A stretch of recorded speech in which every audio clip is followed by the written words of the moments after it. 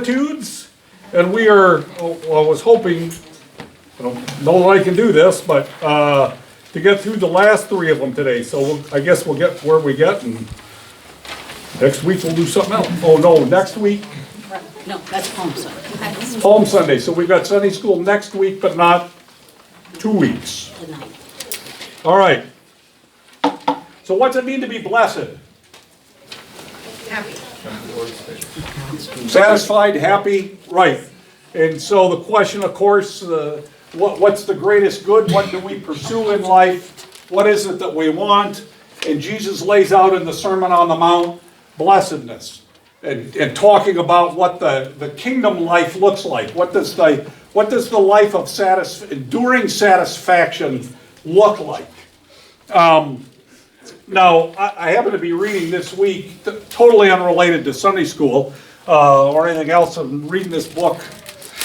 Actually has to do with dealing with pain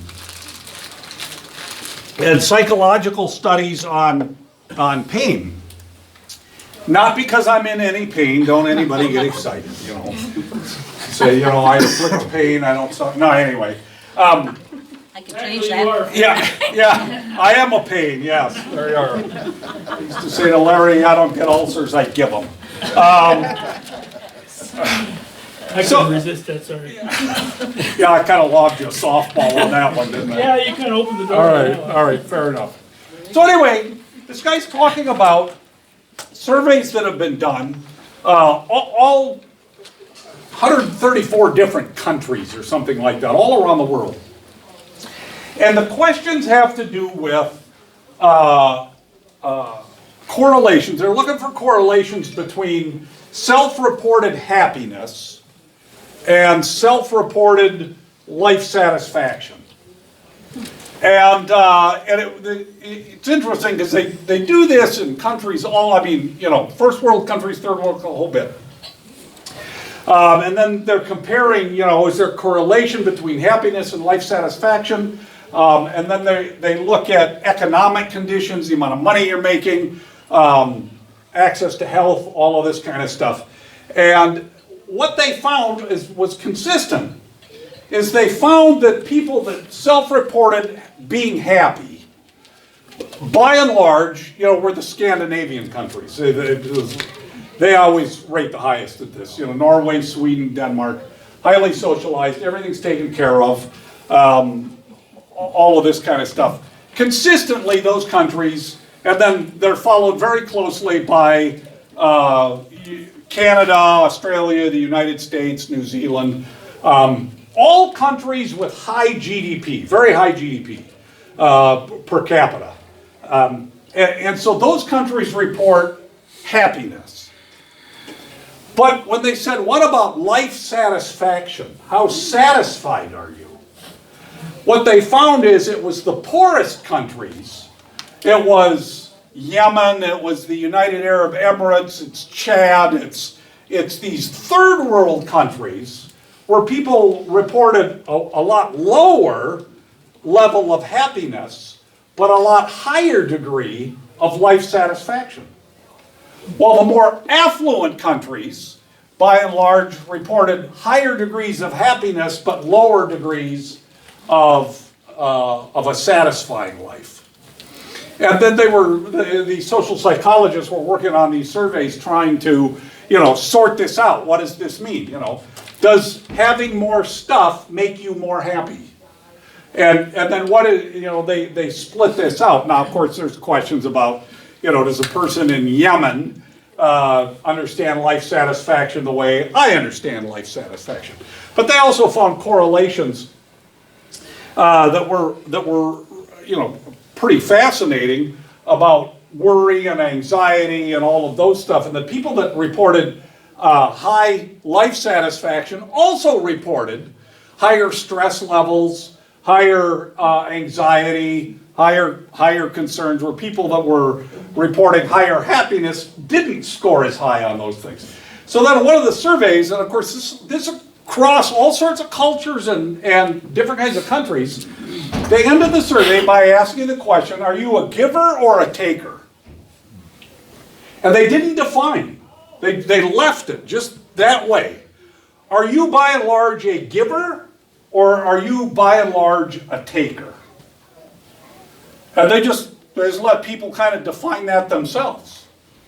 Now they found that people who said that they were by and large takers had less life satisfaction, and that the people who were givers tended to report a higher degree of life satisfaction.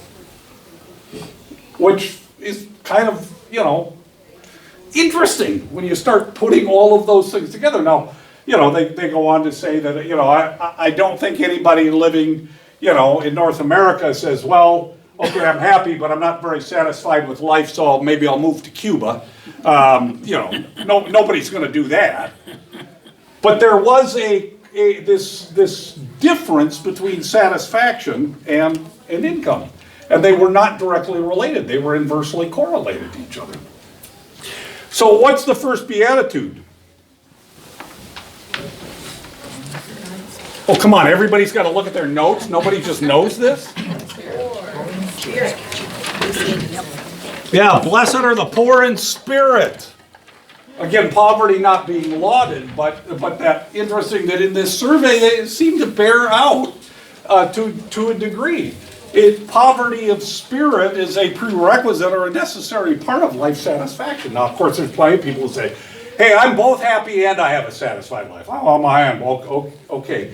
But Jesus comes out and he says, hey, listen, poor in spirit, understanding the magnitude of our own spiritual poverty. Blessed are those who mourn. Mourn for what? Is it good? Do we go about, I have nothing to mourn, so I'll go home and shoot the dog or something, so I have something to mourn about? No, but it's when we mourn over our sins, when we understand our status before God. Blessed are the meek, or blessed are the humble, blessed are the gentle, those that have an honest assessment of themselves.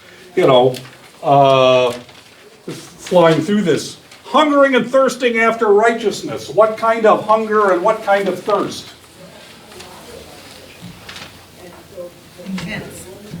Intense. Starving. Yeah, the way the starving person wants the whole loaf of bread. The way the thirsty person wants the whole jug of water. Not just a sip, not just a bite. They want it all. When that becomes our passion, when we desire righteousness with that kind of passionate intensity. The merciful, when we understand that we have been given mercy. Every one of us has been given the mercy of God. And that should in turn make us merciful towards others. And then blessed are the pure in heart, when our motives are unmixed. In other words, we don't seek righteousness as a means by which we get the good life, right? You look at it all, okay, what's the means to the good life? How do I get the best education? How do I make the most money? How do I accumulate the most stuff? Well, Christianity is an avenue where it's been proven, people have done it. There are some very rich preachers and very rich snake oil salesmen. But it isn't a means. We don't pursue righteousness because it is the means by which we get what we want. We pursue righteousness, the righteousness of God for its own sake, to reflect the character and being of God. Then Jesus goes on and he says, blessed are the peacemakers. Now, if I told you I had a peacemaker, what would you assume that I had? Gun. Exactly. Samuel Colt's .45 caliber revolver. It's called a peacemaker, right? God created man, Samuel Colt made him equal. Once you had the peacemaker, right, boom, there it is. Sort of equal. So then, interestingly enough, in the history of the military of the United States, in World War II, we were using B-17 bombers, B-24 bombers, and then, of course, now we know the big flying Stratofortress is a B-52, and now we get the B-1. Well, in the Korean era, we had the B-36. Anybody in the military during that know about the B-36? Okay, it was at the time the largest bomber in the world, carried an 85,000-ton payload. I mean, this could really drop the ordnance. And you know what it was called? the peacemaker. Right? The B-36, known in military history as the peacemaker, delivered this immense bomb load. Eliminated all controversy. There it is. We settled this argument. You know, just lay it all out and be done with it, you know. So that is the world's concept of peace, is the Pax Romana, armed truce. The Pax Romana, or Kennedy referred to it, you know, we were not going to go around the world and enforce a Pax Americana. Well, yeah, we do kind of try to do that, actually. What is it? The Peace of Rome. How did Rome keep the peace? Eliminated all the... Point of the sword. Yeah. Right? Fine. Get out of line, we'll kill you. This is simple. Now no more conflict. And so the world's concept of peace is no open hostility. Right? There's no fighting in the streets. Everybody's more or less following on. The Pax Romana, the peace of Rome. Conflict kept at bay at the point of the sword. That, I'm going to get one done today, all right. Okay, so the Pax Romana. But Jesus does not use that concept of peace when he says, blessed are the peacemakers. The Greek word for peace is eirene. And it transliterates into English as irenic. Or we get the woman's name Irene out of it. And that concept of peace is everything in right relationship.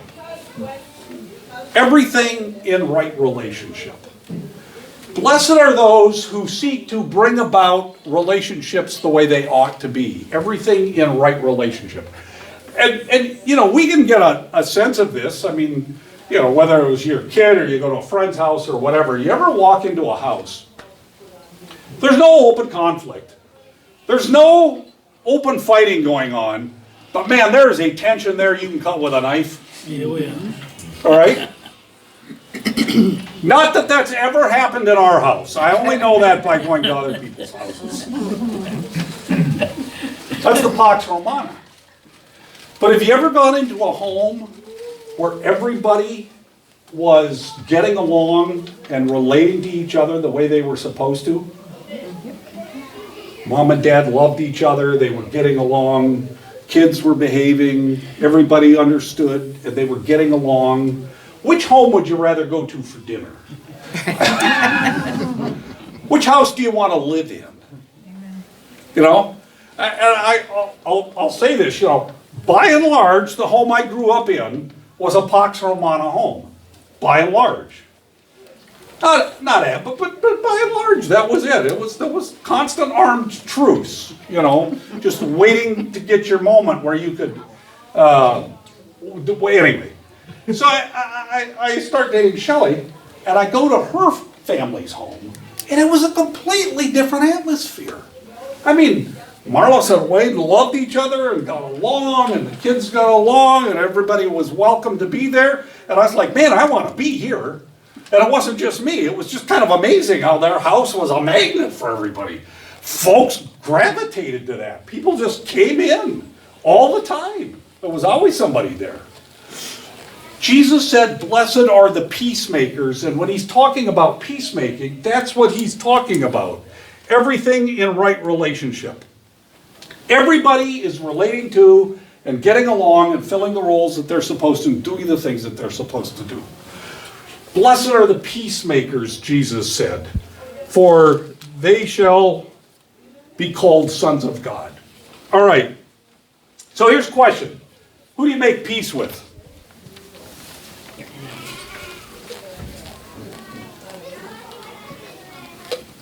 Let's probably start with yourself, huh?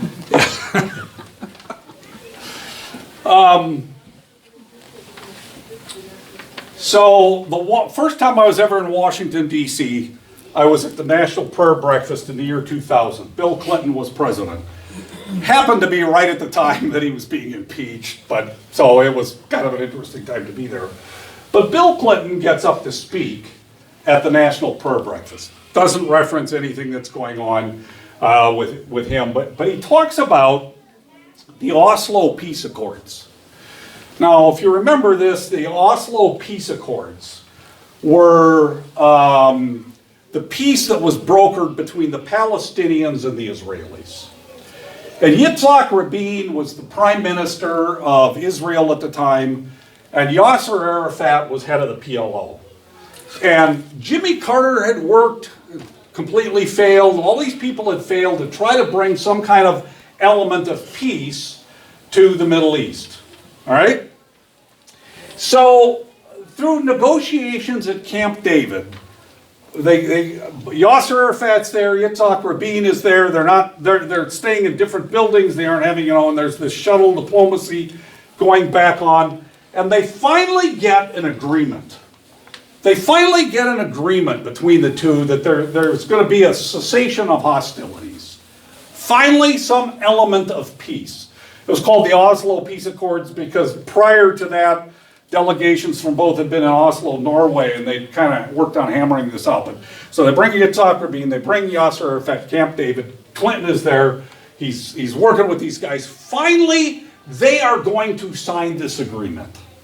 This is earth-shattering in the world of diplomacy. So they all fly back to Washington, D.C., because there's going to be a ceremony in the Rose Garden before the world where these two guys are going to sign this peace agreement and then shake hands. Okay? This is a big deal. They're going to shake hands. So fine, they get back to Washington, D.C. Bill Clinton's in the Oval Office, and Yitzhak Rabin just happens to be hanging out there with him. And Bill Clinton's doing whatever he does, at his desk. He's just doing stuff. And you can see Yitzhak Rabin sitting on the couch in the Oval Office. Very thoughtful. And he finally asked him, okay, what do you think of what's on your mind? And Yitzhak Rabin says, my entire life, this man has been my enemy. PLO has killed thousands of my people. And now you want me, before the entire world, to shake his hand. And Clinton's like, oh no, it's going to fall apart. They're like 20 minutes from going out to this ceremony. And he's like, but he didn't say anything. He just didn't respond. And Rabin said, but I've been sitting here thinking about this. All the people I've buried and all of that. But he said, I realize, you don't make peace with your friends. You make peace with your enemies. And my whole life, this guy's been my enemy. And so I guess I got to do this. And they got up and they went out to the Rose Garden and they signed, and the two leaders, for the first time ever, sworn enemies, shook hands with each other. Who do we make peace with?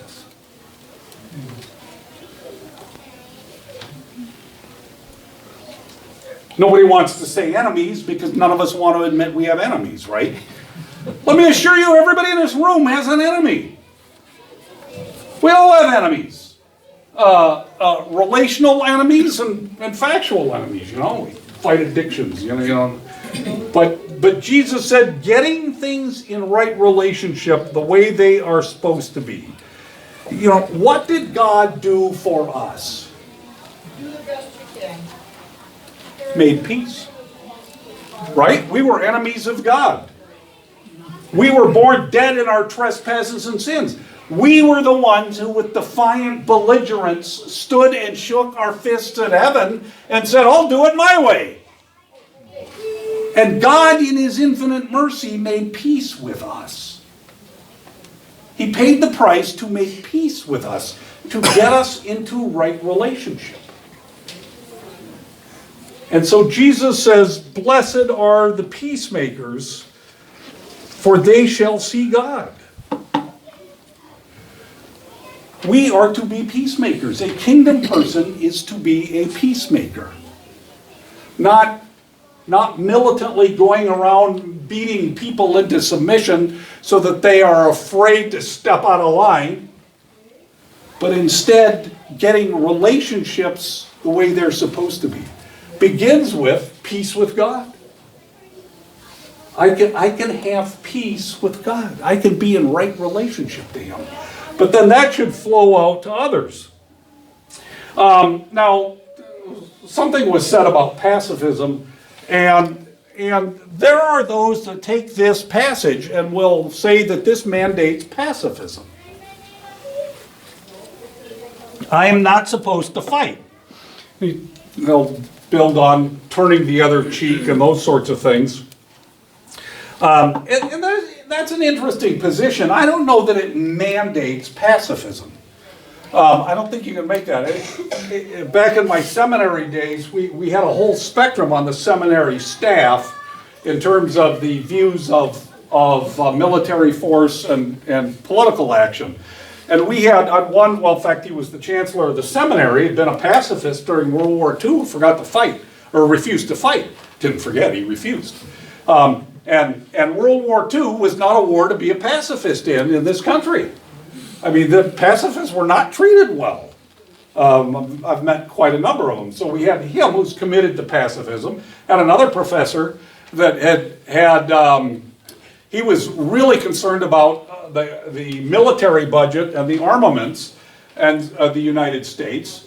And so for a few years, he didn't pay that portion of his taxes. He'd pay his federal taxes, but he would withhold the percentage that would have gone to the military and donated it. And he did that for a number of years. And then one day, of course, the federal government just cleaned his bank account out and said, here, it's what you owe on back taxes and penalties. So then what he and his wife decided to do, and I had to kind of respect them for this, they said, okay, we are going to willingly live at a standard have a standard of living that is low enough that we don't owe any taxes. And so together, between the two of them, they worked one full-time job and they lived in a community with others that were committed pacifism. So we had that group on the faculty, and I thought, well, that he demonstrated his commitment. This wasn't just, I'm going to burn my draft card. He changed his life, inconsistent with his commitment to pacifism. On the other hand, we had an Old Testament professor who was a Navy veteran, a Vietnam veteran. He had a Purple Heart. And then we had another speaker that would come in who had been a major in the Second World War and led combat troops in Italy. And so this big spectrum of what it is. And of course, what it comes down to is, war, this is describing not the relationship between governments to each other or institutions to each other. This is describing, when Jesus said, blessed are the peacemakers, he's describing the relationship between individuals to each other, to what the relationship is to be amongst individuals. And certainly there's a limitation as to what war or the military can accomplish. It can end some injustice. It might be able to prevent an injustice, but it cannot by itself establish a justice system, which we have seen abundantly demonstrated in both Iraq and Afghanistan in the years. So anyway, I don't know that this passage mandates pacifism, but what it's talking about is our relationship with others. Blessed are those who are in right relationship with each other. When we are kingdom people, our heart's desire will be to be in right relationship with one another. I don't think pacifism does that. Puts it in right relationship? I don't think so. I think you ignore what troubles you for looking for the peace. You set it aside. You don't deal with it.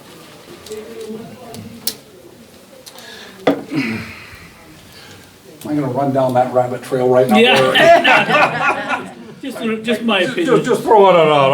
All right. Well, okay, let's see if we can do this one quick. Blessed are you when you are persecuted for righteousness' sake. Blessed are those who've been persecuted for the sake of righteousness, for theirs is the kingdom of heaven. What is persecution? Rejection. How many of you have ever experienced persecution? One brave hand. The word Jesus uses here to describe persecution is a word to describe crushing, grinding pressure. Crushing, grinding pressure. It's not just inconvenience, but it's where you are put under intense, grinding pressure, which has then within its implication personal hostility. People are not just opposing a position you're taking, they're opposing you. And they don't like you. And it is the grinding, crushing pressure of personal animosity. That's basically what the word means when he says you are being, blessed are you when you are persecuted. And of course there's plenty of examples of the physical aspects of it. The apostles died horrific deaths. Almost all of them, only John died anything that we could say was approaching a natural death. Peter was crucified, not merely crucified, he's crucified upside down with his wife in Rome. Tradition says that Isaiah was sawed in two. He was stuffed in a hollow log by King Manasseh, and then they took a crosscut saw and sawed him in two, which sounds like a particularly gruesome way to die to me. And so certainly those, the history of Christianity is replete with people that have paid with their lives for their faith. That's persecution. But persecution can come in a lot of different ways. It can come with a disqualification for some particular office or position. It could come with the social rejection that we all kind of, at a certain level, kind of are apprehensive, if not, outright fear. Persecution can come in the sense of a loss of a job. And so there's lots of ways in which we can experience the grinding, crushing opposition of the world. And we have to recognize, of course, I ask, how many of us have enemies? We all have enemies. We live in a system. If nothing else, let's keep in mind, there is an enemy to our soul. There is an enemy that wants to see us crushed, pressed down, thrown out. That there is an enemy. We live in a cosmos where evil is a real thing. And now Jesus says, blessed are you when you are persecuted. He qualifies it for righteousness' sake. We have to remember that it's for righteousness' sake. When we are doing what indeed is righteous. Now, when I was doing the jail ministry, there was a young guy in there, and he accepted the Lord. And he was a young guy. He's dumb, which is why he was in jail. But he was sincere. So anyway, just to tell you how the county jail works, there's hard cells, individual cells where they will put people for a variety of reasons. And then there's an open dormitory where, I don't know, it's got 20 bunks in it or something where they'll put guys. So, and there's a social hierarchy when you wind up in the jail where you fall on the hierarchy. And in the dormitory, there's one TV for all the guys to watch. So the question is always who gets to decide, what's on TV? Who's going to decide what we're going to watch? And it's usually the tenured person, the guy that's been there the longest, gets the right to decide what's on TV. Okay, fine. So they had TV, and the guy that was there and the group that was in jail really liked watching Married with Children at night. Okay, which is hardly a morally uplifting show. So my young friend Paul, he's really bothered by this, and so what he does is when they turn it on, he slides a table on. They got the TV up here, slides a table and he stands up on the table and he blocks the TV, and he just opposes it. Well, of course this, as you can imagine, generates some problems. Eventually, the jailers just throw him in a hard cell by himself, so he can watch whatever he wants, but he's not around these other guys. So I go the next week to see him, and he's so happy. He goes, "Man, I'm being persecuted for righteousness' sake."